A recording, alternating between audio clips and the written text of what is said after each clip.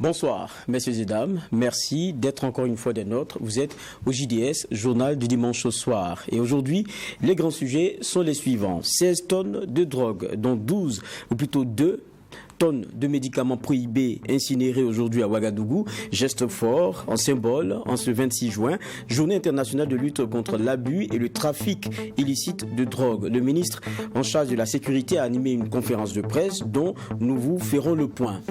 Et puis multilatéralisme et financement du développement, la question a été abordée à l'École nationale des régies financières, sujet très actuel, son origine, le mécanisme de financement, des questions que nous aborderons avec Seydou Bouda, ancien ministre, administrateur général de l'ICC, entendez International Challenge Consulting and Advisory.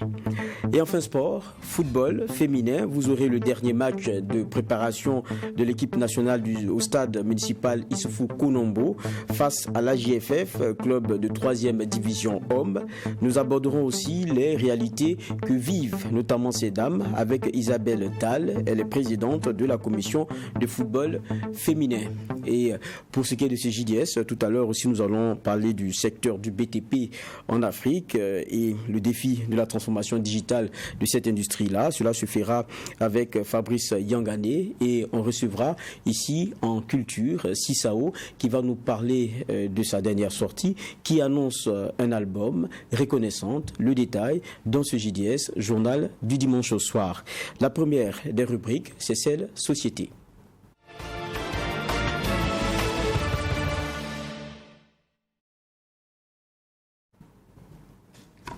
Et nous le disions donc en titre, aujourd'hui même, ce sont 16 tonnes de drogue qui ont été incinérées. Et cela pour marquer une journée, puisque nous sommes aujourd'hui 26 juin, journée internationale de lutte contre l'abus et le trafic illicite de drogue. Journée choisie pour une conférence de presse, celle animée par le ministre en charge de la sécurité. Le détail nous est donné par Abdoulrahim Nigné.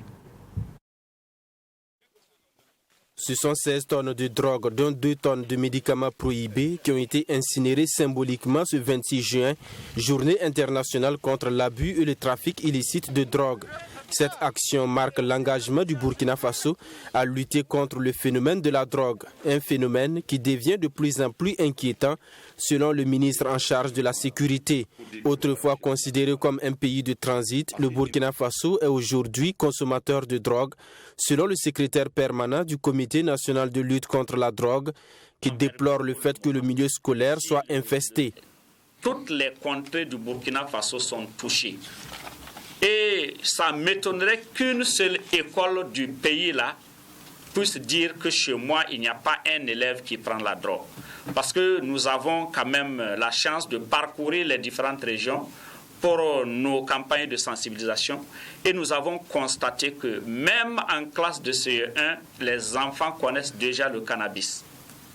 Alors, c'est pour dire qu'il n'y a pas une seule école qui échappe à ça. Monsieur le ministre l'a dit, les internats sont en train de devenir de véritables antres de consommation et de vente de drogue. Cette situation est due au manque de stratégie nationale de lutte contre la drogue au Burkina Faso, qui traduit, selon le ministre en charge de la sécurité, un manque de volonté de l'État. Aussi, Omer Bationo qualifie de dérisoire le budget alloué au Comité national de lutte contre la drogue. Quand j'ai su ce que ce comité avait comme moyen, tout simplement, ça veut dire qu'on a eu l'impression que l'État, effectivement, a abandonné la lutte là. Leur budget tourne autour de 58 millions. Voilà. 58 millions de francs CFA, le budget du comité pour lutter contre la drogue au Burkina Faso. Ça ne suffit même pas pour le fonctionnement même administratif. Et on dit qu'on veut lutter contre la drogue. On a tous été surpris là-bas que jusqu'à présent, le Burkina ne dispose pas d'une stratégie nationale de lutte contre la drogue. Si on n'a pas de stratégie, comment on va faire? Est-ce qu'il faut naviguer à vue? Naviguer à vue, ça va nous amener où? Pour le ministre en charge de la sécurité, le trafic de drogue est une source de financement du terrorisme. La lutte contre ce trafic permettra d'assécher cette source de financement et contribuer à la lutte contre le terrorisme. Le Comité national de lutte contre la drogue a placé la commémoration de cette édition sous le thème « Assèchement des sources de financement du terrorisme ». quelle part contributive de la lutte contre la drogue? Ce thème est un appel à la réflexion afin d'identifier et de mettre en œuvre des actions visant à tarir les sources d'approvisionnement des groupes armés terroristes. Pour l'année 2021, ce sont plus de 122 tonnes de drogue qui ont été saisies par les services opérationnels et 313 personnes ont été déférées devant le parquet. Le ministre a affirmé son engagement à élaborer une stratégie nationale de lutte contre la drogue et à accroître la capacité du Comité national de lutte contre la drogue avant la fin de l'année 2022 pour venir à bout de ce phénomène. Et la deuxième rubrique de ce JDS, c'est celle économie.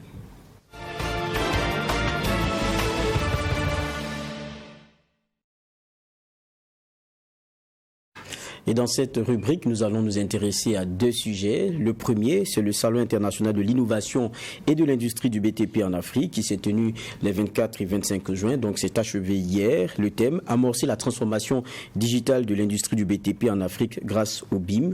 Donc par 48 heures, le salon a réuni des acteurs du secteur du bâtiment et des travaux publics. Et pour cette édition 2022, le comité d'organisation a inscrit à son agenda des conférences, des panels et ateliers professionnels, des rencontres B2B pour fédérer les acteurs et créer des aspects, des opportunités plutôt de partenariat. Qu'est-ce que le BIM? C'est la grande question. Quelles sont les innovations dont il est question pour ce secteur-là? Nous avons donc un invité, Fabrice Yangane. Il est justement le président du comité d'organisation du CITA BIM. Bonsoir, merci d'être avec nous. Bonsoir, merci à vous. C'est un plaisir. Et puis comme on est dans la partie économie de ce JDS, un visage que vous savez naturel dans cette frange du JDS. Bonsoir, David Nana. Bonsoir, Geoffroy Vara, c'est toujours un plaisir. Bonsoir aux téléspectateurs. Plaisir partagé. J'ai dit on a un invité donc commun avec cette initiative. C'est une première édition donc. Déjà, comment naît l'idée d'un tel salon? D'accord, merci pour déjà nous permettre de nous exprimer sur votre plateau. Alors, comment naît l'idée? L'idée de ce salon est née il y a environ 3 ans. Okay. Alors, où en fait notre vision aujourd'hui, c'est d'apporter une nouvelle touche au secteur du BTP. C'est-à-dire en fait apporter notre contribution en tout ce qui est en termes d'innovation. Alors aujourd'hui, personnellement, je travaille sur justement, à la base, je suis ingénieur en génie civil et voilà, aujourd'hui, j'ai la chance de travailler sur des nouvelles technologies de l'industrie du BTP. D'accord. Et voilà, ayant travaillé dans certains pays européens, ayant vu les méthodes de travail appliquées là-bas et les avantages associés à cela, en fait, je m'étais dit en tant que Burkinabé, il est quand même important de faire aussi de cette méthode de travail une réalité au Burkina et en Afrique de façon générale. Donc c'est de là que vient l'idée de ce salon. D'accord. Allez. Un salon qui se tourne autour du thème amorcer la transformation digitale de l'industrie du BTP en Afrique grâce au BIM. Et le BIM qui revient à chaque fois dans vos communications, on a bien envie de savoir c'est quoi le BIM. Merci pour la question. Et exactement, le BIM c'est très important. Alors effectivement, dans le thème, on a à la fin grâce au BIM. Alors le BIM c'est quoi? Le BIM c'est un acronyme anglais. Déjà pour commencer, qui veut dire Building Information Modeling. Alors en français, c'est pour traduire littéralement, ça donne modélisation des données ou informations d'un ouvrage ou d'un bâtiment. Alors le BIM, il consiste en quoi? Le BIM consiste en une méthode de travail. Voilà, une méthode de travail qui est basée sur la collaboration autour d'une maquette numérique 3D. Alors, quelle est la particularité en fait de cette maquette? C'est le I du BIM, c'est-à-dire l'information. C'est-à-dire on aura des maquettes 3D qui contiennent des informations, une multitude d'informations qu'on pourra exploiter.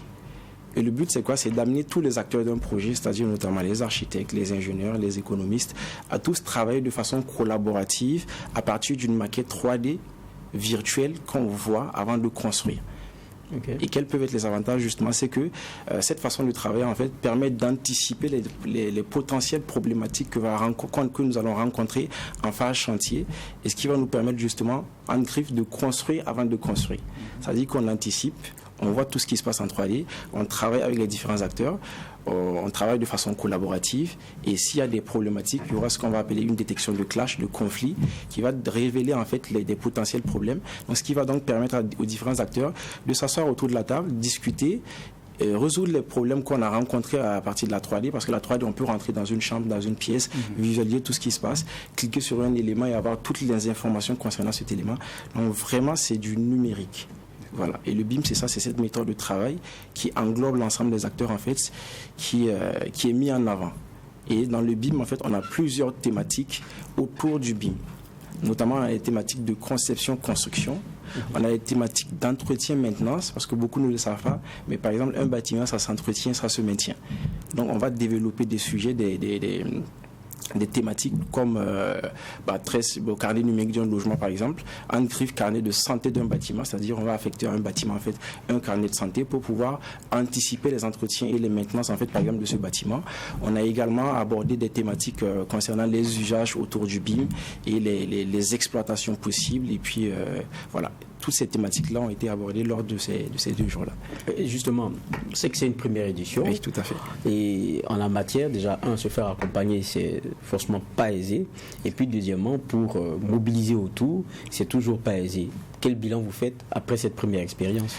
Alors, effectivement, déjà, en termes de satisfaction, il faut dire qu'il y a une très grande fierté. Et puis, c'est l'occasion pour moi aussi de remercier pas mal de personnalités, de partenaires autour de cet événement. Donc, on ne citera pas ici parce que c'est commercial. Bien sûr, il n'y a pas de souci, bien sûr. Alors, en termes de bilan, on va dire que c'était une réussite parce que déjà, c'était une fierté de savoir que beaucoup étaient contents de découvrir certaines innovations, de découvrir certaines méthodes de travail. Du coup, on a échangé pendant des heures en fait avec des étudiants, des ingénieurs, des architectes, et c'était vraiment très intéressant. Et ce qu'il faut souligner, c'est que aujourd'hui, j'ai des collaborateurs français qui ont accepté de faire le déplacement et qui ont animé avec moi des conférences et animé des ateliers professionnels aussi.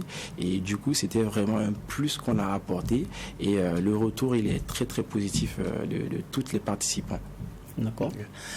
On vous a suivi lors de la conférence de presse qui annonçait le salon. Vous disiez en partie qu'il y avait des innovations qui étaient mises en pratique dans les pays occidentaux, qui étaient très peu connues chez nous en Afrique. C'est vrai que c'est un domaine assez technique, mais de façon très claire, très simple pour permettre à tout le monde de comprendre de quoi s'agit-il quand vous parlez d'innovations qui sont peu connues et appliquées en Afrique. Quelles sont ces innovations? Alors très bien, merci. Alors déjà pour commencer, effectivement, le BIM, il est quasi inexistant au Burkina. Et c'est pas qu'au Burkina, dans la sous-région est-africaine. Et en Afrique de façon générale, sauf quelques pays qui arrivent quand même à se démarquer. Alors en termes d'innovation, donc si je reviens déjà sur la méthode de travail, ou en fait, ou sinon, je vais prendre un exemple plus concret, comme ça, voilà. Alors je prends l'exemple d'un carnet numérique, par exemple, c'est-à-dire l'exemple que j'ai parlé tout à l'heure, carnet de santé d'un bâtiment. Est-ce que, si je vous dis qu'aujourd'hui, la pièce dans laquelle nous nous trouvons, si on la modélise, on peut faire ce qu'on va appeler une étude de l'ensemble des ouvrages et équipements qui constituent cette pièce. Et on aura un visuel 3D de cette pièce. Et moi, demain, je suppose qu'il y a un climatiseur, par exemple. Je prends 2 exemples. Une personne qui entretient son climatiseur, une autre personne qui ne l'entretient pas. Donc, très logiquement, la personne qui entretient son climatiseur, le climatiseur aurait une durée de vie beaucoup plus longue que celle qui ne l'entretient pas. Pourtant, l'entretien, c'est quoi? C'est souvent l'entretien peut-être qui consiste juste à dépoussiérer l'élément. Et peut-être que celui qui ne le fait pas ne le sait pas. Un jour, il peut être surpris par une panne de climatiseur et ça sera très, très désagréable. Il va devoir faire intervenir un professionnel assez rapidement pour résoudre le problème. Et là, la probabilité qu'on lui dise qu'il doit remplacer son climatiseur est très élevée. Donc, ce qui veut dire que ça lui coûtera un nouveau climatiseur. Du coup, il mettra beaucoup plus d'argent. Contrairement à celui qui dépoussière son climatiseur qui ne coûte absolument rien, son climatiseur aura une durée de vie beaucoup plus longue. Alors, l'innovation derrière, c'est quoi? C'est qu'on va associer tout ça à une maquette 3D où on est en mesure de rentrer dans une pièce, cliquer sur le climatiseur et ça va nous afficher une fiche technique en nous disant par exemple quelle est la date de pose, quelle est la marque, quelles sont les dimensions, quelle est la surface, quelle est la date de la prochaine maintenance, quelle est la date d'intervention et quelle est la périodicité d'entretien-maintenance. Donc ça nous permet d'anticiper. Et tout ça, on le voit en 3D. À partir d'une plateforme numérique où vous vous connectez juste avec un identifiant mot de passe, vous voyez votre bâtiment, votre maison, vous vous connectez simplement avec quelques clics. Vous savez ce que vous devez faire en fait pour entretenir en fait votre bâtiment pour qu'il soit toujours dans de très très bonnes conditions. Ça c'est un exemple que j'aime prendre parce que c'est beaucoup plus simple à comprendre. Sinon il y a beaucoup d'autres innovations derrière. Et il y a aussi une réalité quand on parle de la question du bâtiment chez nous. Ce qu'on a beaucoup appris ces derniers temps, c'est des bâtiments qui tombe. Alors que on se dit, quand il y a innovation et puis avec l'avancée des choses, on gagne en qualité. C'est sûr. Alors que maintenant, on a l'impression que les bâtiments deviennent de plus en plus fragiles. Je me dis que vous parlez, vous diagnostiquez, vous discutez de ces choses. Qu'est-ce qui l'explique? Très souvent, c'est le manque de sérieux, c'est parce qu'on ne prend pas en compte un certain nombre d'éléments. Qu'est-ce qu'il y a? Alors aujourd'hui, je n'aurais pas la prétention de dire que je peux expliquer clairement ce qui se passe, clairement. Mais ce que je peux dire aujourd'hui, c'est que alors la stratégie que nous voudrons apporter à ce secteur-là pourrait contribuer à améliorer en fait les phases de conception et de construction. Et c'est ça le but. Okay. C'est ça le but. Pourquoi je dis ça? Parce que déjà, avant de commencer à construire, on va collaborer. C'est-à-dire qu'on va anticiper pas mal de problèmes. Donc par exemple, 2 éléments qui se superposent, on va voir ça déjà en amont. Au lieu que ça soit sur le site où on est obligé de casser, reconstruire. Et déjà avant de casser, on va chercher à savoir d'où vient le problème. Chercher l'origine du problème. Et là déjà on perd en temps. Et qui parle de perte de temps parle de perte d'argent. Donc le but c'est quoi? C'est d'anticiper tout ça. Améliorer les phases de conception. Et logiquement, si on améliore ces phases-là, on va améliorer également les phases de construction. Donc le but justement c'est vraiment apporter ces touches-là pour améliorer ce secteur en termes de conception et de construction. Donc pour revenir très rapidement à votre question, je ne pourrais pas aujourd'hui expliquer, voilà, parce qu'il y a pas mal de choses derrière et c'est assez complexe. Allez-y. C'est des innovations, hein. Le BIM, on aime prendre pour rigoler. Parfois, il y a certaines théories économiques pour développer, qui sont développées de l'autre côté. Et lorsque on passe à la mise en application, on voit que ça ne marche pas. Est-ce que notre environnement, notre climat s'y prête à ce qu'on utilise réellement, véritablement le BIM, comme vous le dites? Si, il est très prêt. C'est juste qu'il faut de la volonté déjà. Il faut de la volonté et aussi il faut que les gens soient prêts au changement. D'accord. Voilà, c'est ça. Et la raison pour laquelle aussi nous sommes là, c'est vraiment accompagner. Donc, comme je le dis, le but de ces salons, c'est vraiment accompagner le développement de nouveaux usages, c'est-à-dire accompagner les entreprises à monter en compétences, mais aussi les étudiants, parce que c'est eux l'avenir en fait de ce métier-là.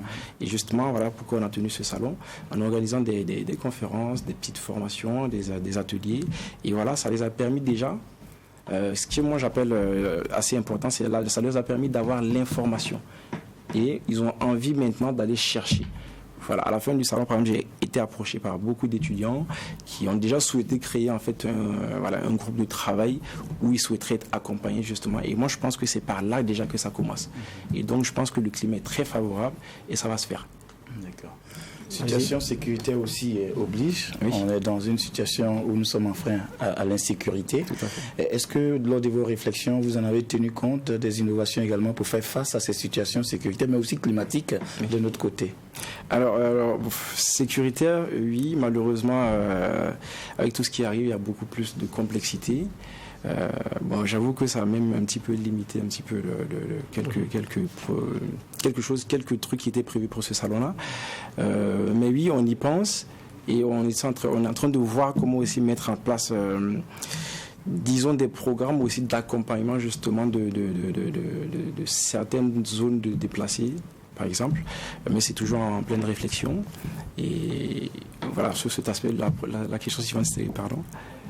D'accord. Je ne sais pas si je reprends votre question. Non, clairement la question. Et on va se projeter donc pour la dernière question. On va se projeter pour ce qui est de la suite. Oui. Et il faudrait s'attendre à ce prochain salon-là quand ce sera toujours la même période, l'année ou... Alors oui, déjà ce que j'aimerais préciser, c'est que ce salon disons déjà, la prochaine édition se tiendra encore au Burkina Faso. Mais par la suite, en fait, on compte le délocaliser en fait au fur et à mesure dans les autres pays de la sous-région ouest-africaine. Donc comme le nom du salon l'indique, en fait, c'est vraiment pour faire du BIM une réalité en Afrique francophone ou en Afrique de l'Ouest de façon générale. Donc, mais il faut déjà qu'ils prennent de la maturité, et raison pour laquelle le Burkina, ça me tient à cœur parce que voilà, c'est mon pays, donc voilà.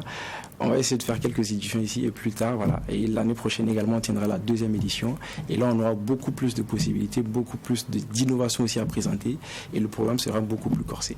En tout cas, c'est ce qu'on pourrait vous souhaiter. En tout cas, merci bien, Fabrice Yangani, d'être passé. Je rappelle que vous êtes le président du comité d'organisation du CITA BIM. Vous allez rester avec moi, David Nana, parce qu'on va encore parler économie, mais on va se permettre une petite brèche, mais ça sera en société. Après, on pourra revenir sur d'autres sujets. Et c'est donc après ce carton.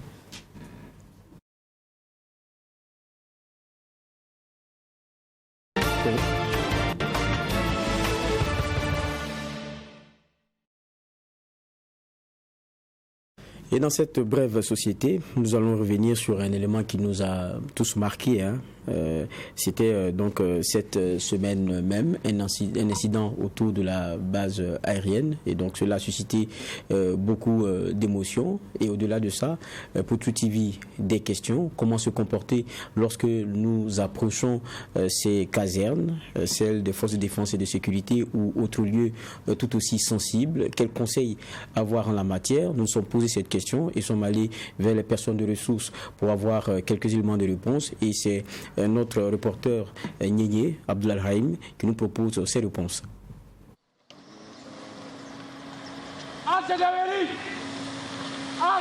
Monsieur Tankwano, par inadvertance, traverse des barrières d'une caserne des forces de défense et de sécurité dans un dispositif nocturne.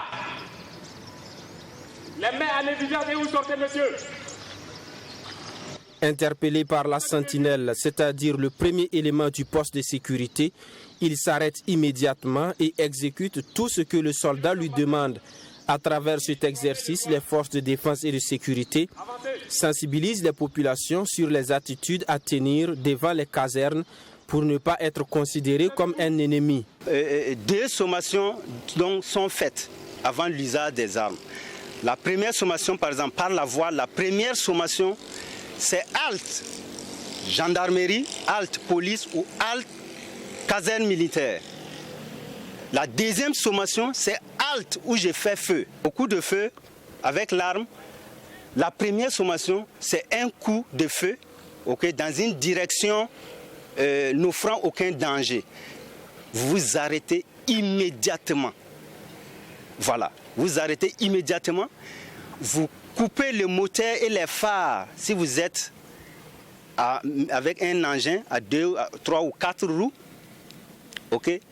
Vous gardez votre sang-froid. Ça, c'est important. Vous gardez votre sang-froid. S'il y avait la musique, vous coupez la musique, tout, et vous allumez la lumière intérieure si c'est un véhicule automobile. Et vous baissez les vitres pour éventuellement entendre les instructions de la sentinelle. L'usage des armes à feu intervient donc lorsqu'il y a non-respect des sommations par voie ou par coup de sifflet. Dans ces circonstances, il est impératif de suivre les consignes de la sentinelle, explique le commandant Siroyir Kambou. Il peut vous inviter à sortir de votre véhicule si vous êtes dans un véhicule automobile. Vous sortez et vous mettez vos mains en évidence, vous levez vos mains, toujours paume de main ouverte vers la sentinelle. En ce moment, vous suivez maintenant les instructions de la sentinelle. En aucun cas, il ne faut jamais, au grand jamais, tenter de courir, de faire demi-tour en trombe ou de traverser en force un dispositif de sécurité d'une caserne lorsque vous êtes sommé de vous arrêter. Dans le cas où le citoyen veut accéder à la caserne la nuit, l'attitude doit être différente selon qu'il y a une barrière ou non devant la sentinelle. Vous voulez accéder à la caserne et qu'il n'y a pas une barrière de sécurité entre vous et la sentinelle. Réduisez votre vitesse, vous coupez les phares, vous approchez. Et vous allumez la lumière intérieure s'il s'agit d'un véhicule automobile et vous vous arrêtez à 10 mètres de la sentinelle. Le deuxième cas de figure, vous voulez accéder à la caserne, mais il y a une barrière de sécurité entre la sentinelle et vous. Donc vous vous arrêtez, les comportements à avoir dans ce cas de figure, vous arrêtez au niveau de la barrière de sécurité. Vous coupez vos phares. S'il s'agit d'un engin qui est avec phare, vous baissez les vitres si c'est un véhicule automobile. Vous sortez de votre véhicule et vous levez les mains en l'air, paume des mains ouvertes. Donc vous levez les mains, paume des mains ouvertes vers la sentinelle. Et vous vous présentez à haute voix ou sur demande de la sentinelle. Vous donnez votre identité à haute voix et vous dites l'objet de votre visite. Par contre, la journée, l'on peut s'approcher davantage de la sentinelle à 5 mètres environ. Aussi, dans ce contexte d'insécurité, le lieutenant Arnaud Sanou du camp Sangoulé-Lamizana invite les populations à ne pas avoir de comportement suspect dans les périmètres de sécurité des camps et des détachements militaires. Il est formellement interdit de passer à côté des clôtures des casernes, parce que cela peut être considéré comme un ennemi. Pour ne pas être considéré comme un ennemi, il suffit juste de circuler et puis de continuer, je pense.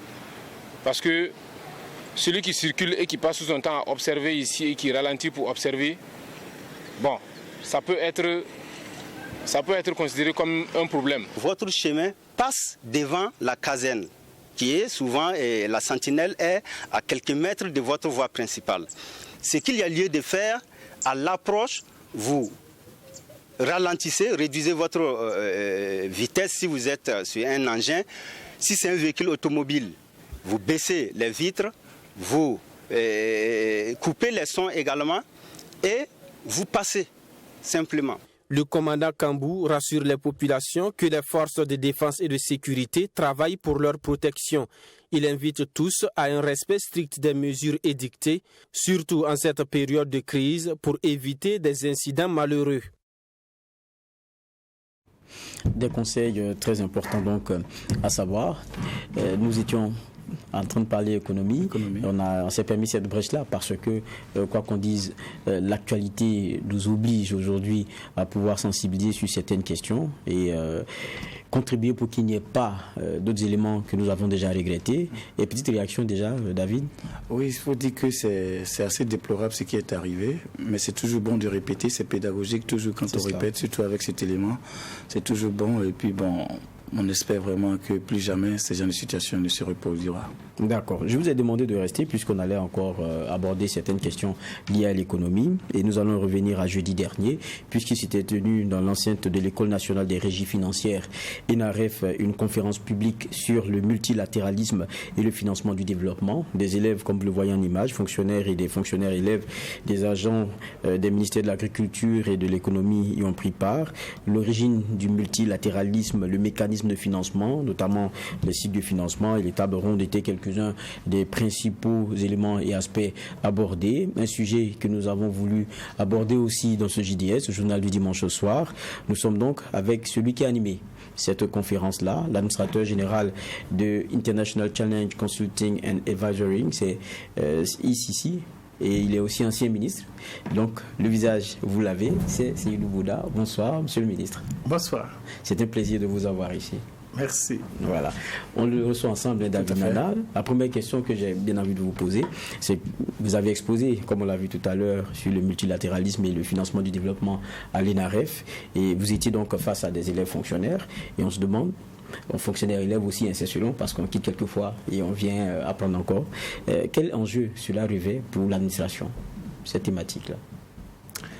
Disons que l'École nationale des régies financières est une grande école de l'État et les grandes écoles sont habituées au cycle des grandes conférences qui sont l'occasion pour un professionnel qui a une certaine expérience de partager avec les élèves son expérience et sa vision d'un certain nombre de choses. Donc, au plan pédagogique, cette conférence participait de ce genre de cycle des grandes conférences. D'accord. D'accord, et moi, ce qui me retient aussi pour la suite, c'est vous êtes revenu sur l'origine du multilatéralisme, son mécanisme, notamment également le mode de financement. Globalement, qu'est-ce qu'on retient? Alors, il faut savoir déjà que le multilatéralisme est une grande évolution, j'allais dire, de la civilisation des États, parce qu'au départ, c'était une sorte d'état de nature où les plus grands mangèrent les plus petits. Et au fil de l'histoire, au fil des guerres, il a apparu nécessaire quand même que la guerre ne peut pas être un mode de vie entre les États. Donc, il faut coexister. S'il faut coexister, il faut au moins un pacte commun, un accord, un pacte préétabli pour faire en sorte que les règles du jeu soient connues et à partir de là, on fonctionne harmonieusement. Bon, le multilatéralisme commence à partir de 3 États. Dès qu'il y a 3 États, déjà, on peut parler de multilatéralisme. Par exemple, dans notre contexte, le Liptako Gourmand, qui regroupe 3 États, le Burkina Faso, le Mali et le Niger, est un cadre multilatéral de concertation entre ces 3 États-là. Mais si on veut se projeter à l'échelle du monde, généralement, le multilatéralisme s'organise autour d'une puissance. Et la plus symbolique étant l'Organisation des Nations Unies.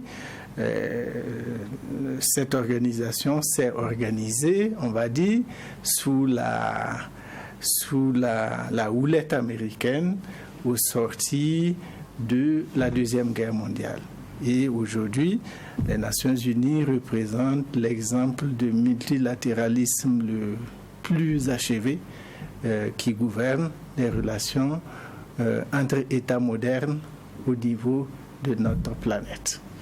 Et justement, lorsque vous parlez de ces Nations Unies-là comme étant on va dire la forme la plus achevée qu'on a de ce multilatéralisme-là, on se pose aussi beaucoup de questions. Ah, mais si c'est ça la forme la plus achevée, est-ce qu'on est tous logés à la même enseigne? Quand on voit le cas ukrainien, par exemple, on a l'impression que quelquefois on a un peu du 2 poids 2 mesures sur la façon dont il y a une dynamique à venir tous sauver, parce qu'on a l'impression que c'est ça aussi la vocation, et que, bon, pour d'autres, on a l'impression de vous regarder un peu, vous débattre tout seul. Oui, le multilatéralisme ne dissout pas le poids des États. D'accord. J'ai dit tantôt que ça s'organisait autour d'une puissance, et si vous observez bien, au sein des Nations Unies, il y a ce qu'on appelle le Conseil de sécurité. J'ai dit que c'est des États qui composent cette organisation, et même la supranationalité, on va dire, ne dissout pas la force des États. Une puissance reste une puissance, et pour consacrer cet état de fait, il y a le droit de veto qui est conféré à une partie des États membres de l'Organisation des Nations Unies qui, j'allais dire, en usent et en abusent. C'est cela. À volonté, on va dire. Donc, à partir de ce moment, l'unilatéralisme côtoie le multilatéralisme. Et parlant d'unilatéralisme, vous êtes homme de médias, vous en avez plein d'exemples d'unilatéralisme qui a conduit à des situations graves sur notre planète et qui continuent et dont les effets continuent d'ailleurs de courir. Les exemples font légion, qu'il s'agisse des États-Unis ou qu'il s'agisse d'autres puissances moyennes. Bon, les exemples font légion. Donc, l'unilatéralisme côtoie, on va dire, l'état de puissance et les privilèges accordés à certains États qui ont le statut de grande puissance. D'accord. Là, on parle des Nations Unies. Moi, j'aimerais revenir un peu sur le type de multilatéralisme un tout petit peu déconcentré, notamment avec l'Afrique, où on a des organisations comme l'UEMOA, la CEDEAO, qui parfois ne créent pas toujours l'unanimité. Vous, votre regard sur ce multilatéralisme du côté de l'Afrique, c'est lequel? Alors, le multilatéralisme en Afrique a été la préoccupation des pères fondateurs dès le départ. Souvenez-vous de l'Afrique doit s'unir de Kwame Nkrumah. Lui, il était déjà au gouvernement panafricain. Et si l'organisation de l'unité africaine devenue entre-temps Union africaine est un peu la concrétisation d'une partie du rêve des pères fondateurs. Nous ne sommes pas encore au bout du chemin, mais beaucoup d'évolution est passée par là depuis les années 60 jusqu'à nos jours. Donc, je disais que, en règle générale, les regroupements se font toujours autour d'une puissance. La CEDEAO, c'est autour de la puissance nigériane. L'UEMOA, c'est autour de la Côte d'Ivoire. Et ainsi de suite, ainsi de suite. Donc, c'est de bonnes organisations. Il reste simplement que elles doivent conduire leur mandat jusqu'au bout et répondre aux préoccupations des peuples de leur région, qui est l'aspiration au développement, l'aspiration à de meilleures conditions de vie et d'existence, et tout simplement une place plus prenante dans le Conseil des Nations. Et lorsque vous parlez de ce multilatéralisme, là même au niveau de concentré, je pense que la réalité reste le même. À l'intérieur, il peut y avoir un genre de polarisation autour de ceux qui sont les plus puissants. Donc au niveau de concentré, c'est des choses aussi qui sont possibles. Aujourd'hui, le Burkina, quand on regarde dans notre réalité d'aujourd'hui, je pense que en juillet, le 3, on doit voir notre cas au regard de notre actualité. Il y a beaucoup d'autres choses, mais ça, c'est des aspects sur lesquels je ne vais pas aller. Mais qu'est-ce qu'un pays comme le Burkina peut... En termes de diplomatie, comment on fait pour se positionner dans un genre de multilatéralisme déconcentré comme par exemple dans l'espace CEDEAO? C'est une question de leadership, effectivement.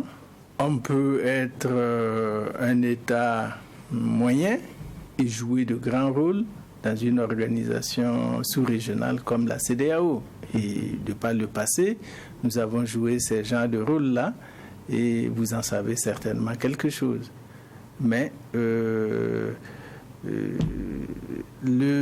multilatéralisme ouvre le jeu, en fait. Okay. Ouvre le jeu à chaque pays d'exploiter la place qu'il estime pouvoir assurer au sein de ces organisations régionales. D'accord. Voilà. Il y a un aspect aussi que je veux aborder, c'est la question aide au développement. Parce que aide au développement. Il y a beaucoup qui se disent, bon, on va compter dessus, ça aide beaucoup. Et à la fin, on se rend compte qu'au niveau des peuples, c'est perçu autrement. Parce qu'on se dit, bon, on tend toujours la civile, ça ne change pas grand-chose. C'est dévoyé, ou bien c'est nous qui n'avons pas pris conscience de ce que ça peut apporter et les limites que ça a. Alors, au cours de la conférence, je rappelais aux gens au public que l'aide publique au développement n'est pas appelée à remplacer les ressources intérieures. Les ressources intérieures, c'est le moyen principal dont dispose un État pour améliorer les conditions de vie de ses populations. Et c'est pour cette raison que l'État prélève l'impôt. Ceux qui nous aident prélèvent une partie de leurs impôts pour nous aider. Donc, depuis, on va dire, la première décennie du développement, nous sommes à 6 décennies aujourd'hui. Il y a ce qu'on appelle la fatigue de l'aide, qui est une réalité. Mais disons que l'aide en elle-même est une bonne chose pour des pays comme les nôtres, pour les aider avec également leurs ressources intérieures à accélérer leur rythme de développement. Mais en aucun cas, il ne peut se substituer à l'effort intérieur. Souvenez-vous de ce qu'on se disait sous la Révolution. Comptons d'abord sur nos propres forces. Et quand on prenait à l'époque le plan quinquennal de la période, les ressources extérieures comptaient pour près de 90% et les ressources intérieures 10%. Alors, quel résultat miraculeux vous pouvez atteindre avec ça? C'est véritablement difficile. L'aide sert bien à quelque chose, mais ne remplace pas les ressources intérieures. Si vous prenez un domaine comme l'éducation, grâce à l'aide publique au développement, notamment au niveau multilatéral, notre système éducatif a connu de grandes évolutions depuis les 20 dernières années, avec les différents plans décennaux qui ont été mis en place. C'est une réalité. Et le niveau, par exemple, une inégalité comme la parité filles-garçons au niveau des écoles, ça tend à être totalement comblé, voire inversé au profit des filles, des jeunes filles, au regard de la structure démographique de notre pays. Alors qu'il y a quelques 10 ans en arrière, 20 ans en arrière, la parité était largement en faveur des petits garçons. Voilà. D'accord. D'accord. Moi, je voudrais revenir aussi sur la situation préoccupante dans la sous-région. Oui. Il y a l'insécurité qui est là. Et il y a aussi ce débat-là entre ces différents blocs-là. On va appeler les choses par leur nom. Le choc des différents blocs, notamment la Russie d'un côté, l'Occident de l'autre côté. Qu'est-ce que les pays comme le Burkina pourraient tirer de ce multilatéralisme-là en termes de sécurité et puis aussi vis-à-vis de cette réalité des chocs entre ces différents blocs-là? Moi, je pense que notre pays doit savoir tirer avantage des contradictions entre les grandes puissances et se frayer tout simplement son chemin et faire ses choix. C'est tout ce que je peux dire sur cette question. Oui, mais tirer avantage des chocs, mais quelquefois vous vous retrouvez dans des situations où les antagonistes sont tellement forts que si vous essayez avec l'autre, c'est fini avec moi. Ça devient compliqué. Non, c'est-à-dire qu'avant de faire le choix, il faut peser le pour et le contre. Un État ne fait pas un choix aujourd'hui pour revenir là-dessus demain. Il faut savoir à quoi on s'engage quand on se trouve au niveau étatique. Je pense que c'est de cela qu'il s'agit. D'accord. Moi, j'aurais une dernière question. Okay. C'est que tout à l'heure, vous avez abordé quelques bienfaits dans le secteur de l'éducation, par exemple. Mais il y a certains qui voient dans ce multilatéralisme-là aussi un genre de... Je ne parlais pas d'antichambre, mais en tout cas, dans le contenu, vous avez peut-être le multilatéralisme qui est le continent, mais dans le contenu, il y a aussi ces multinationales-là qui sont très présentes et très fortes, qui guident aussi beaucoup les choses, surtout sur les choix économiques, sur le plan économique. Non, moi je pense tout simplement que il ne faut pas du tout être naïf et croire que l'aide publique au développement c'est du mécénat tout court. Les grandes puissances considèrent en partie l'aide publique au développement comme un investissement dont elles attendent retour sur investissement quelque part à travers leurs entreprises, à travers leurs assistances techniques, à travers aussi leur image. Donc, c'est un ensemble de retombées quand même que ces grandes puissances-là attendent en investissant dans nos pays pour contribuer à l'amélioration des conditions de vie. Ce qu'il faut prendre en compte aussi de façon froide, c'est clair. Voilà, ce qu'il faut prendre en compte de façon froide. D'accord. Mais ce n'est pas une raison pour y renoncer. C'est une opportunité dont il faut savoir tirer avantage, puisqu'il y a des pays qui l'ont bien utilisé et qui sont aujourd'hui, se sont émancipés de l'aide publique au développement et qui sont devenus des donateurs. Et quand un pays, par exemple des pays comme la Corée, même la Colombie, viennent d'accéder au comité d'aide au développement. Le comité d'aide au développement, c'est les pays dispensateurs de l'aide publique au développement et qui sont regroupés au sein de l'OCDE et basés à Paris. Et ça, quand un pays accède à ce club-là, ça veut dire que son cheminement vers le développement est concluant et que maintenant, il peut partager une partie de sa richesse nationale avec les pays moins développés. Donc, merci bien. D'accord, allez-y, c'est terminé. Oui. C'est vrai qu'on pourra parler encore des heures et des heures, mais on espère vous l'avoir, en tout cas, pour pouvoir encore approfondir ces questions-là. Ça a été un vrai plaisir de vous recevoir. Merci beaucoup. Monsieur le ministre, Seydou Bouda, et rappeler que vous êtes économiste du développement, et puis on vous a reçu sur les questions de multilatéralisme et développement. Merci à vous aussi qui êtes resté avec nous, David Anna, tout au long de ces sujets qu'on a pu aborder dans la frange économie. Ceci dit, avec le JDS, ça ne se termine pas, on continue, et ça sera la partie culture.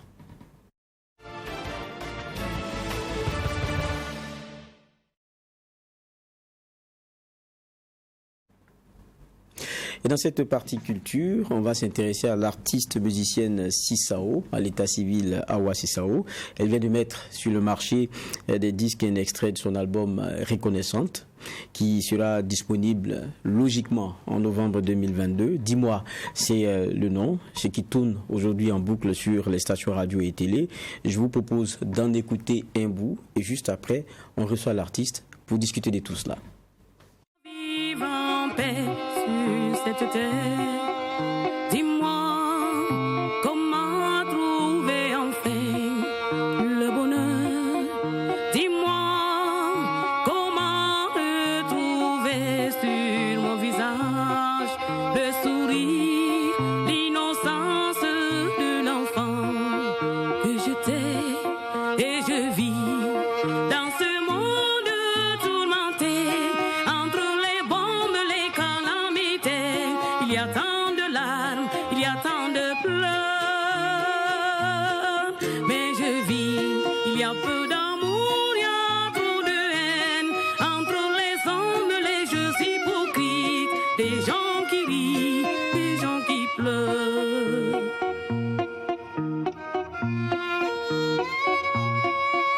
Ici, un soleil triste se lève le matin pour des gens qui ne le verront jamais se coucher. Et leurs yeux sont les yeux de la faim, de la misère. Et là-bas, on meurt de trop manger. Et je vis dans ce monde tourmenté entre les bombes, les calamités. Il y a tant de larmes, il y a tant de pleurs,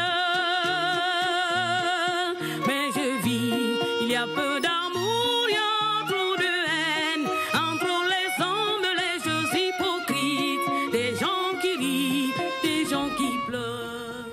On pourrait terminer ce clip parce que c'est tellement intéressant à écouter.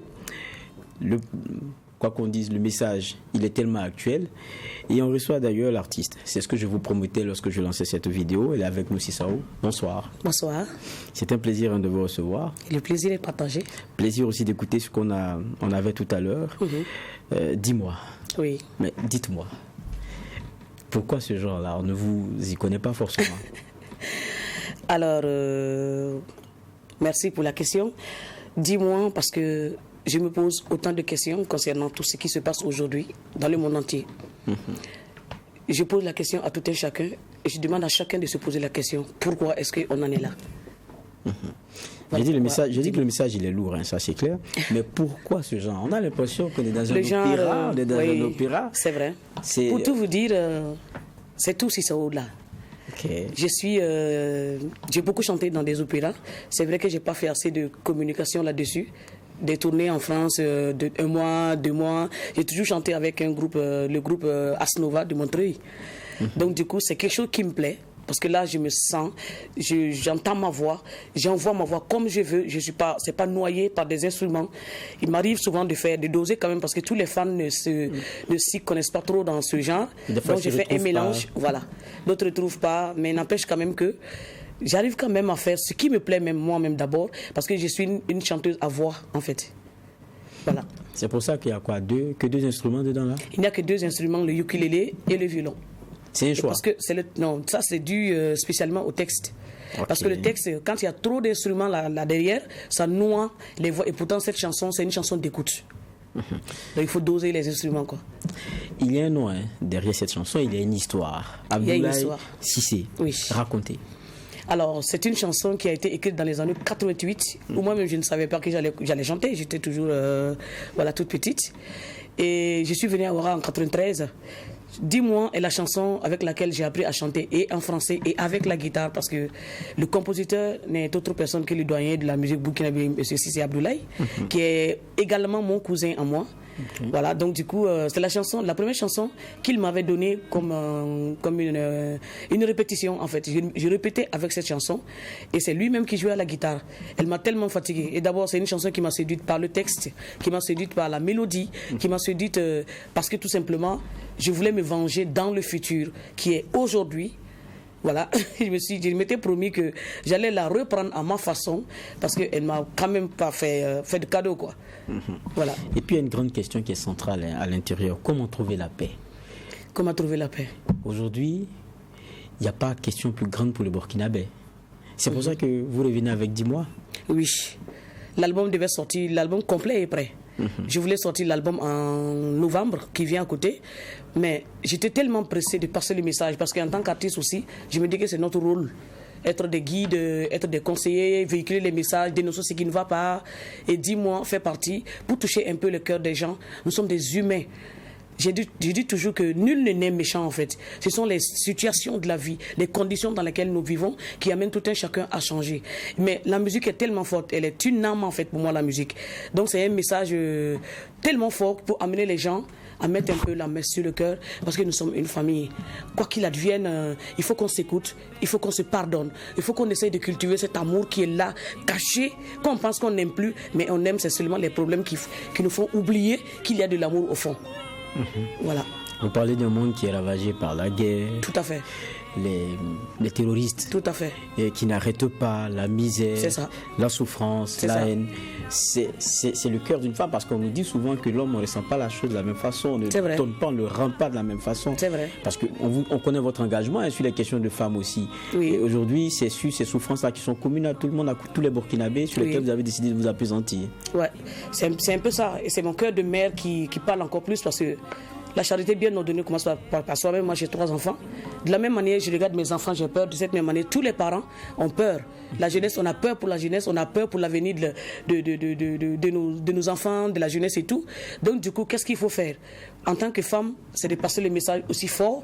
Voilà pourquoi j'insiste tellement là-dessus, pour que les gens passent le message, que les gens partagent massivement, parce que tous ceux qui l'ont écouté ont eu des frissons. L'objectif, c'est ça.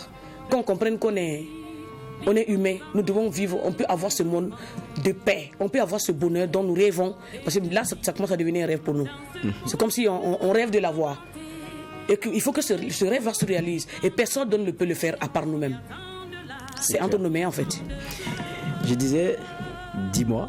Oui. C'est un extrait, parce que le grand projet, c'est Reconnaissante. Tout à fait. 10 mois là, nous on a apprécié. Merci. Maintenant, Reconnaissante. Parlez-nous de ce qu'on aura avec Reconnaissante. Alors, dans Reconnaissante, c'est un album qui a été enregistré. Tous les titres, ça comporte 10 titres déjà. 10 titres, voilà. Voilà, qui ont été enregistrés totalement en live. Voilà, je crois que les connaisseurs, ils savent de quoi il s'agit. Et du coup, ça m'a pris quand même plus de 2 ans et demi. Parce que j'avais ma maman qui était malade avec moi. J'étais entre l'hôpital et le studio. Jusqu'à ce que Dieu en ait décidé. Finalement, voilà, il a fait ce qu'il devait faire. Que son âme repose en paix. Évidemment. Ma petite maman d'amour. Donc du coup, j'avais même fait une chanson en son nom. Malheureusement, qu'elle ne verra pas, elle n'entendra pas non plus. Mais elle vous entendra de loin. Ouais. Et après ça, la deuxième personne qui a suivi 2 semaines après le décès de ma maman, c'est la première fille de ma mère. En fait, c'est comme si j'ai perdu 2 mères en même temps. Et je vous dis que ce sont ces 2 personnes qui m'ont soutenu, qui ont rendu Sissao ce qu'elle est aujourd'hui. Ma maman, elle s'est battue contre vents et marées parce qu'elle voulait me soutenir dans ce que je voulais faire. Parce que chez nous, d'abord, dans notre totem, en quelque sorte, on ne chante pas. Parce que chanter chez nous, c'est comme du griotisme. Et moi, je suis issu d'une famille royale, ça ne se fait pas. C'était interdit. Voilà. Donc, c'est comme si je quittais ma lignée pour me retrouver sur une. Donc, du coup, bon. Mais heureusement pour moi, mon papa, c'est un instituteur. Il ne m'a pas fait d'histoire. Et ma maman, elle aussi, elle m'a suivi. Ils m'ont donné toutes les bénédictions qu'il faut. Et je me suis retrouvée à Ouara justement pour continuer ce rêve. La première personne chez qui je suis descendue, la cour dans laquelle j'étais, c'était chez ma même grande sœur qui est décédée 2 semaines après ma mère. Je dis, attendez, j'avais voulu qu'elle soit là aujourd'hui pour qu'elle voie ce que je suis devenue, pour qu'elle voie toutes les bénédictions qu'elles m'ont données. En fait, je voulais qu'elle voie réellement ce que j'allais faire de cet album et les rendre fiers de moi. Mais vous avez dit décidé.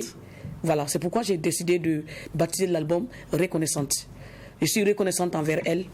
Comment on appelle, il y a elle et puis aussi les fans, les mélomanes et tout ce qui s'ensuit. C'est-à-dire, c'est une... Mais à la base, c'est ma maman, c'est ma mère. Bon, comment on appelle, c'est ma grande sœur.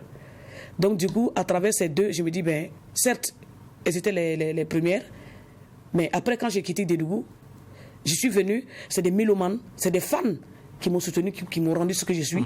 Comment dire merci à toutes ces personnes après tant d'années? Parce que le dernier album est sorti en 2012.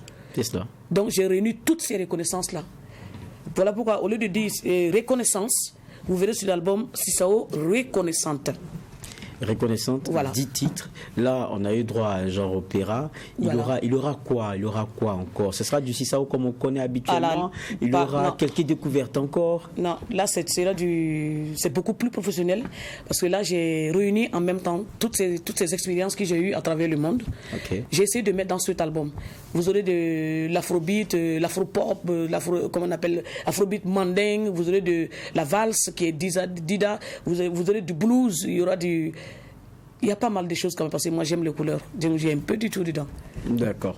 Je vais quitter la question artistique parce que j'aime les surprises. Je sais que vous allez nous surprendre agréablement avec Reconnaissante. Ça sera ma dernière question. Parce que tout à l'heure, vous parliez de ce que vous pouviez, vous, artiste, dans la situation qui est la nôtre. Vous n'avez pas attendu. Non. Vous avez couché ce qu'on a ici, qui pour moi est un genre d'appel. Mais est-ce que vous pensez que, pour ce qui est de nos décideurs, de ceux qui gèrent aujourd'hui, il y a une dimension qui est accordée à la culture dans ce combat qu'on est en train de mener? Vous le sentez, vous, en tant qu'artiste? Moi, je ne le sens pas. Et je n'ai même pas besoin même que les artistes attendent ça, en fait. Je n'ai pas besoin de dire aux artistes d'attendre. Même si, personnellement, je ne le sens pas. Je pense que c'est aux artistes de prendre la devanture. Je pense que c'est aux artistes de décider. Parce que là, il n'est plus question d'attendre qu'on te donne une autorisation ou bien qu'on te donne une place. Ça va mal dans ce pays. Et en tant qu'artistes, nous sommes des conseillers, nous sommes des guides. Nous devons passer par nos œuvres pour passer les messages, pour dénoncer ce qui ne va pas, pour appeler appeler les gens à pardonner, pour appeler les gens à communiquer, pour appeler les gens. En fait, on a beaucoup d'armes à nous et c'est ce que les artistes aujourd'hui doivent utiliser. Facilement, vous allez voir que on ne peut rien faire dans ce monde, une cérémonie joyeuse sans qu'il y ait des artistes. Beaucoup viennent même à cause de ces artistes. C'est ça. Donc il faut qu'on profite de cela pour véhiculer beaucoup de messages concernant ça. D'abord, il faut commencer parce qu'on sent déjà dans l'air, tu vois, les gens, ils ont la haine dans le cœur. On ne les en veut pas, c'est des humains. On a assez pleuré, on a assez enterré nos enfants, on a assez enterré nos papas, on a assez souffert. Et trop, c'est trop, ça suffit. Je crois que là, c'est personnel chez chacun doit faire ce qu'il doit faire. Si vraiment tu es un bon artiste, si vraiment tu es un vrai artiste, il y a ta place, ton devoir et tes obligations, tu dois les assumer.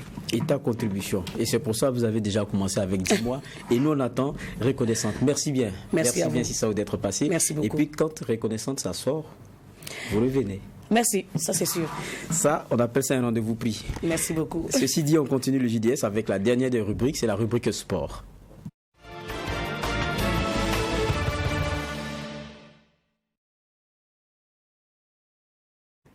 Le premier reportage que nous allons lancer dans cette partie sport, c'est l'équipe nationale féminine du Burkina Faso, on l'annonçait déjà en titre, qui a joué son dernier match de préparation hier samedi au stade municipal Issouf Joseph Konambo, et c'était contre l'AJFF, un club de 3e division hommes.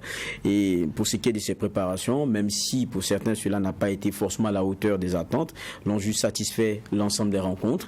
Les filles de Pascal Savadogo quittent Ouagadougou lundi, donc demain, 27 juin, pour rallier le Maroc pour prendre part à la 13e édition de la Coupe d'Afrique des Nations dames. Les étalons dames jouent le match d'ouverture contre le Maroc, qui est le pays hôte. C'est le 2 juillet prochain. Le reportage est lui signé Hyacinthe Savadogo. total, 9 matchs de préparation pour la CAN effectués par les étalons dames.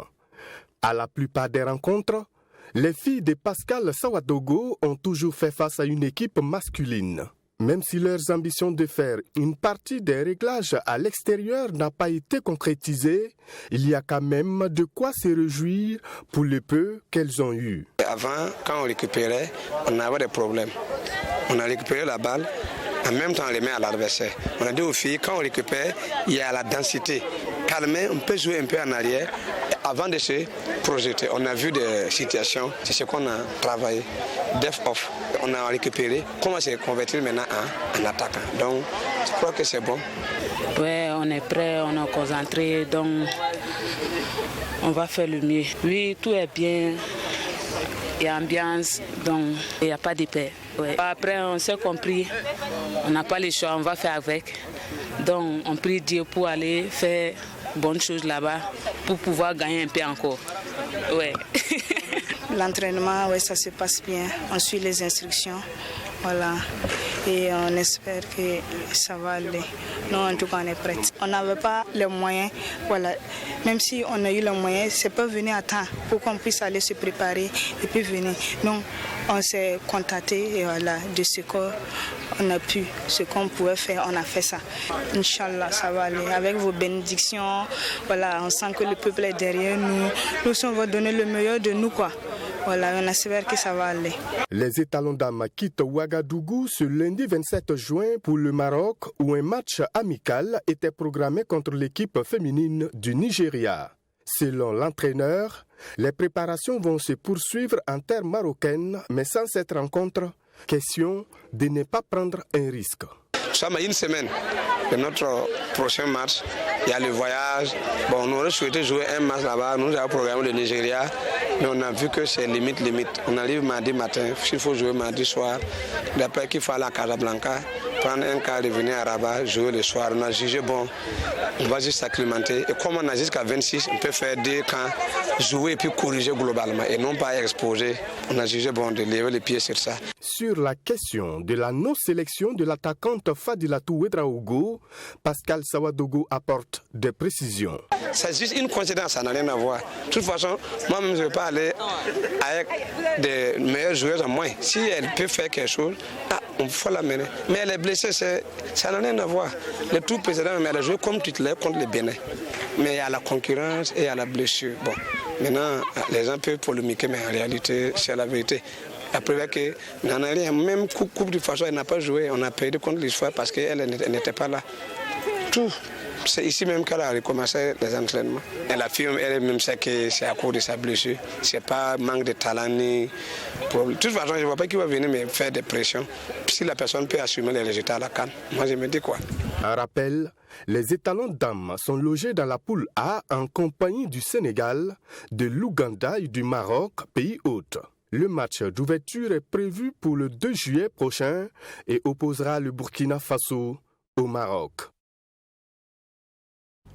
Élément qui nous permet de mettre donc les pieds dans les plats. On parle de football féminin tout au long de cette partie sport du JDS et je suis avec Claude Romba, le monsieur sport de notre JDS, journaliste sportif. Bonsoir. Bonsoir Geoffroy, en tout cas ravi d'être là. C'est vrai qu'on va parler de football féminin, mais en la matière, quand la tête est là, le genou va porter le chapeau. Évidemment, c'est pour ça que nous recevons ensemble Isabelle Tal, elle est présidente de la commission de football féminin. Bonsoir. Bonsoir monsieur. C'était un plaisir de vous recevoir.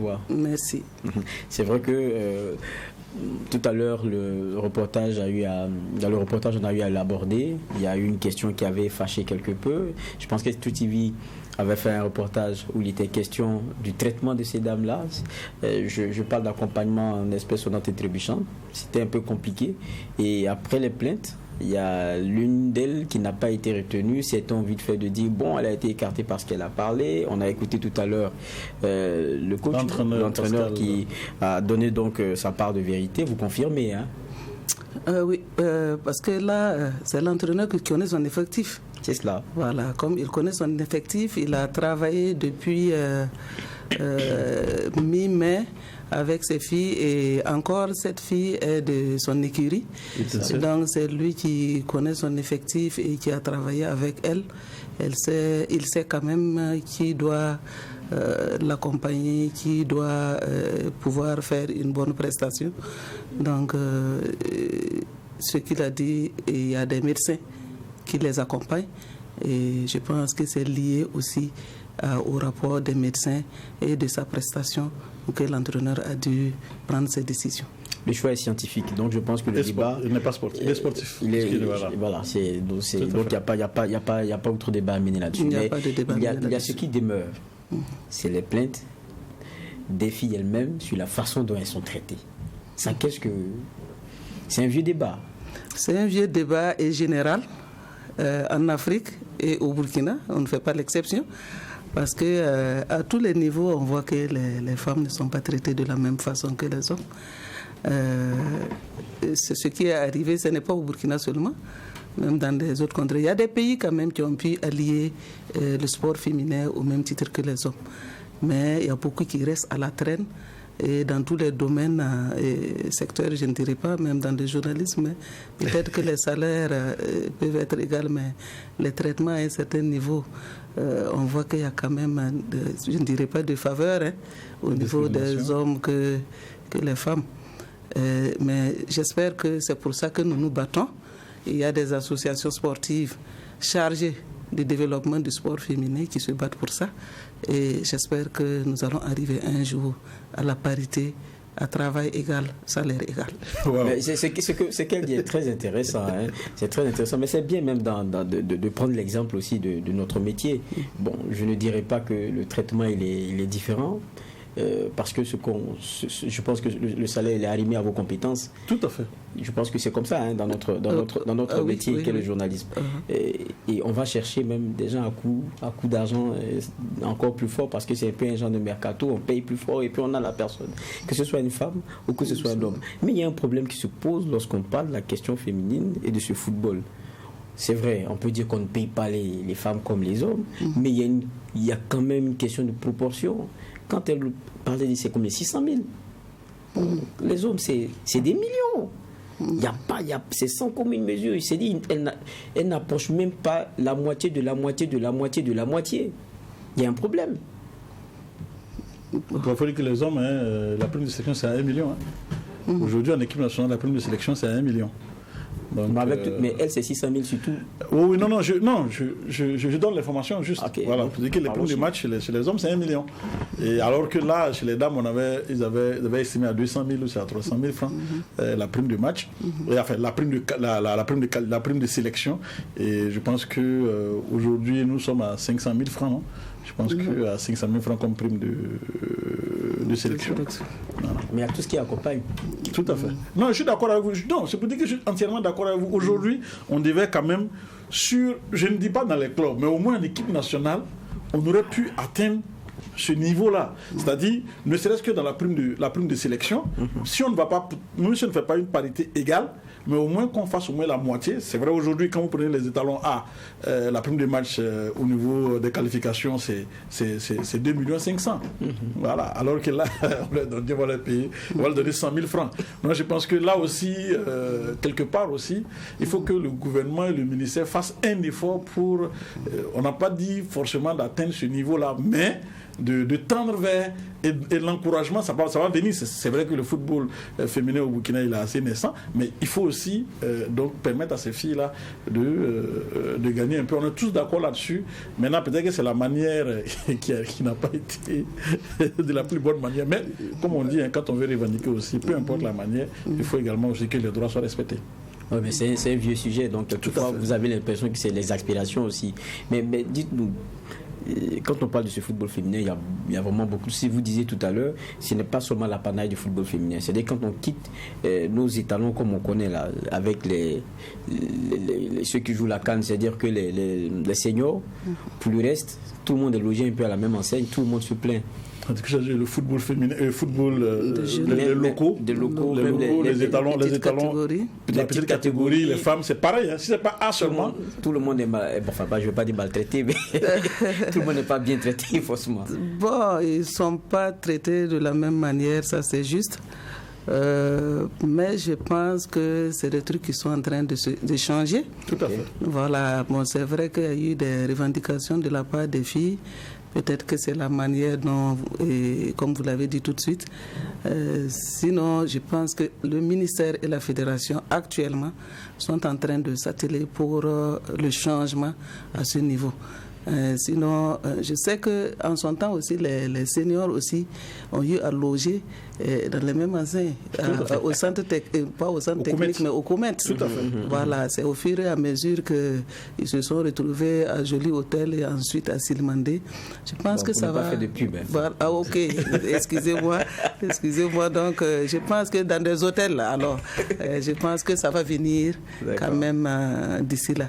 C'est ce qu'on peut espérer. On peut dire que tout est aplani et que les filles doivent être parties. Elles ne sont pas parties, mais tout s'est aplani depuis le vendredi avec les échanges et les filles ont vraiment joué intelligemment dans cette discussion et ils ont pu s'entendre sur les primes et elles ont compris que c'est vrai, elles en ont besoin aussi parce qu'ils doivent résoudre certains problèmes. Et elles ont compris que la plus grande partie, ce qui est important pour elles, c'est de défendre les couleurs du pays. Et c'est ça qui est nécessaire. Voilà, ça vraiment, ça m'a touché quand j'ai compris que je n'étais pas là, mais j'ai eu les échos qu'elles acceptent l'arrangement avec le ministère et la fédération parce qu'elles sont burkinabées, elles sont patriotes et elles veulent défendre les couleurs. D'accord, donc si tout est, nous on est d'accord, si tout est bien, mais elles sont quand même dans un pool assez relevé avec le pays organisateur, le Maroc, et là elles jouent le match d'ouverture, je pense. C'est le 2 juillet. Le 2 juillet déjà. Est-ce qu'on peut dire qu'on peut s'attendre véritablement à une participation, je dirais, honorable? Moi, combien est-ce que les objectifs ont été fixés? Les objectifs ont été fixés pour les phases. Mais moi, personnellement, je n'ai jamais douté de la compétence de Burkinabé, que ce soit les hommes ou les femmes. Nous avons toujours eu la chance, ou je ne sais pas, les gens diront que ce n'est pas la chance, mais on a toujours eu la chance de jouer contre les pays organisateurs et les premiers matchs. Mais on n'a souvent pas été ridicule. Et la suite, on a souvent pu se rattraper, même si on a raté le premier match contre le pays organisateur.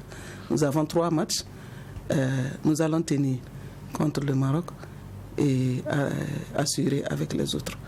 Voilà, merci. Et il parlait d'objectifs tout à l'heure. Vous dites que c'est les poules. Les étapes. Les étapes, ok.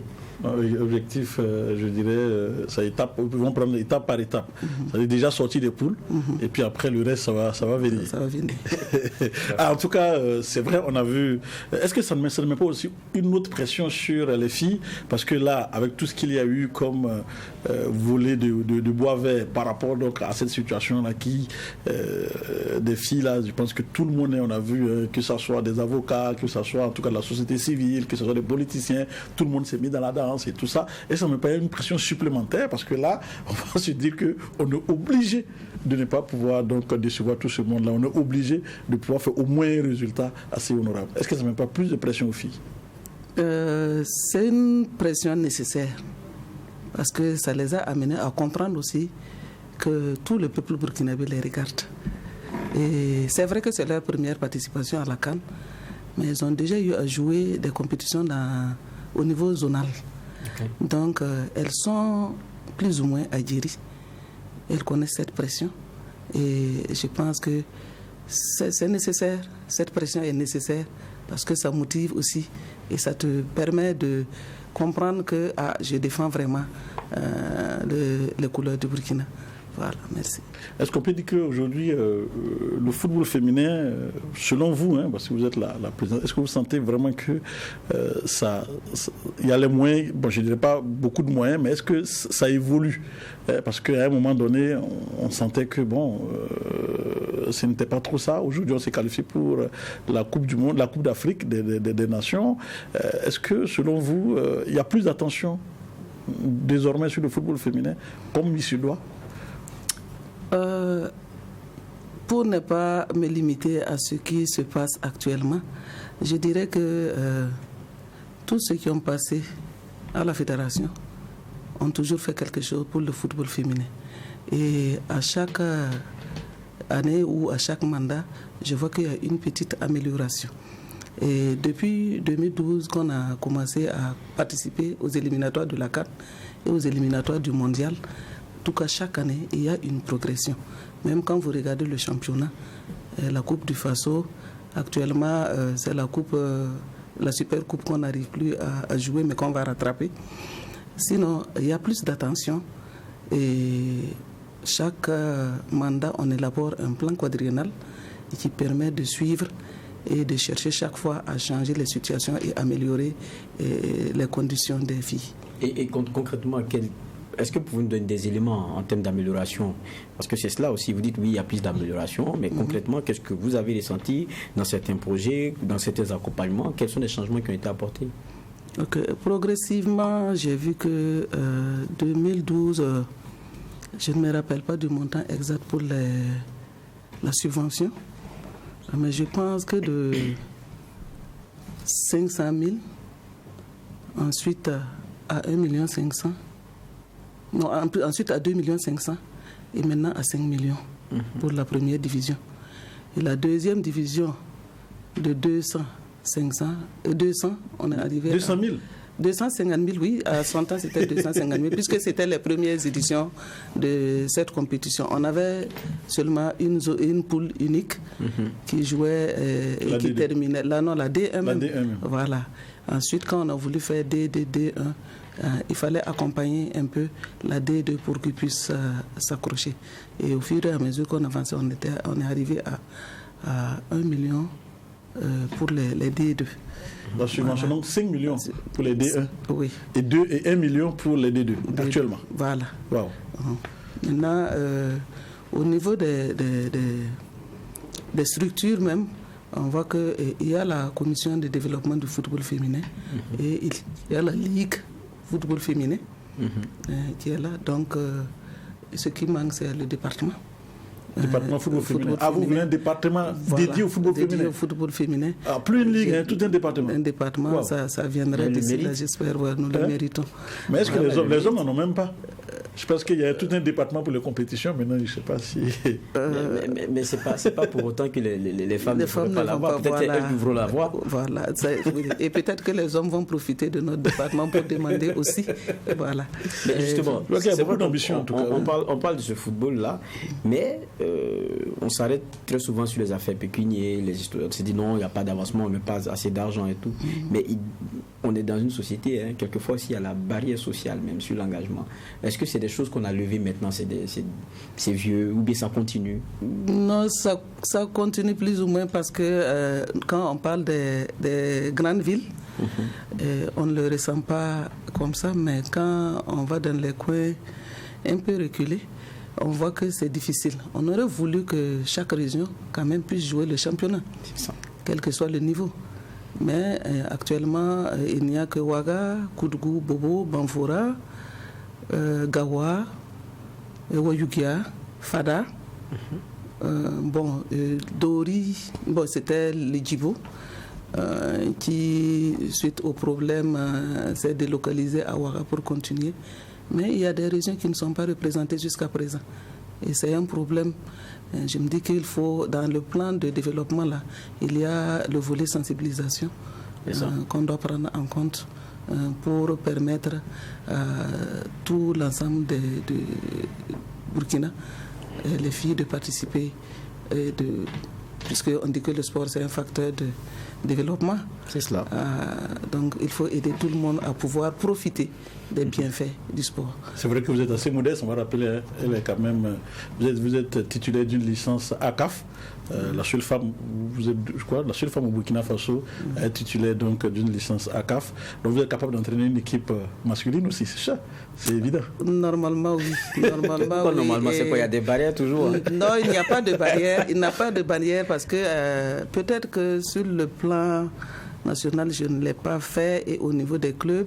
Mais je suis enseignante DPS de formation et j'ai toujours participé aux compétitions de l'UCBF et j'ai coaché les hommes et j'ai même remporté une fois l'UCBF en catégorie junior. Voilà, merci.